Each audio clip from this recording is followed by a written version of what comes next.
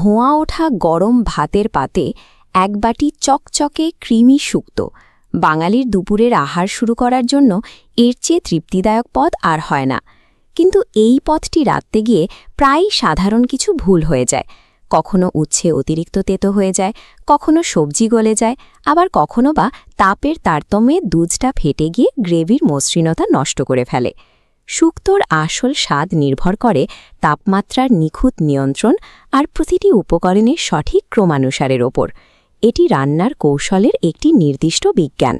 সবজি কাটা থেকে শুরু করে মশলার ব্যবহার, এই প্রতিটি ধাপের নির্দিষ্ট ব্যাকরণ অনুসরণ করলে আপনি প্রতিবারই স্বাদে ও টেক্সচারে এক নিখুঁত ফলাফল পাবেন। চলুন সেই বৈজ্ঞানিক ধাপগুলো দেখে নিই। রান্নার শুরুতে সবজি কাটার জ্যামিতি খুব গুরুত্বপূর্ণ। প্রতিটি সবজিকে লম্বালম্বি বা ব্যাটন কাটে কাটতে হয়।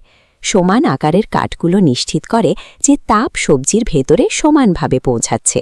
এখানে কাঁচকলা আর আলু গ্রেভি ঘন করে, পেঁপে কাঠামো ধরে রাখে, আর সজনে ডাঁটা যোগ করে নিজস্ব সুঘ্রাণ।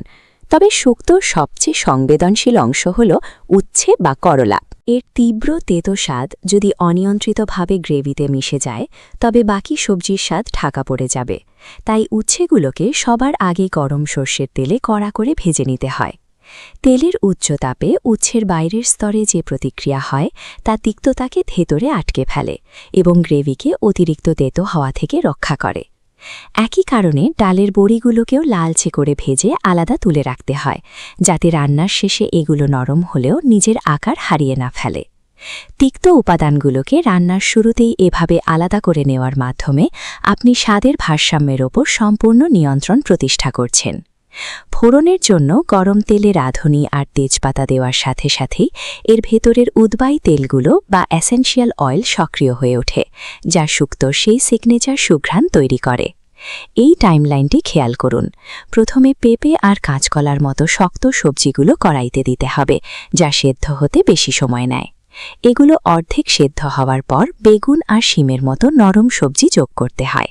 এতে সেলুলার স্ট্রাকচার অক্ষত থাকে এবং সবজি ঘেটে যায় না। লবণ দিয়ে কড়াই ঢেকে দিলে ভেতরে যে বাষ্প তৈরি হয় তা সবজিগুলোকে নিজস্ব আর্দ্রতায় ভেতর থেকে নরম করে তোলে। এই ধাপে ধাপে সবজি যোগ করার লেয়ারিং প্রক্রিয়া নিশ্চিত করে যে প্রতিটি সবজি তার নিজস্ব আকৃতি ধরে রাখবে এবং পরিবেশনের সময় দৃশ্যমান থাকবে।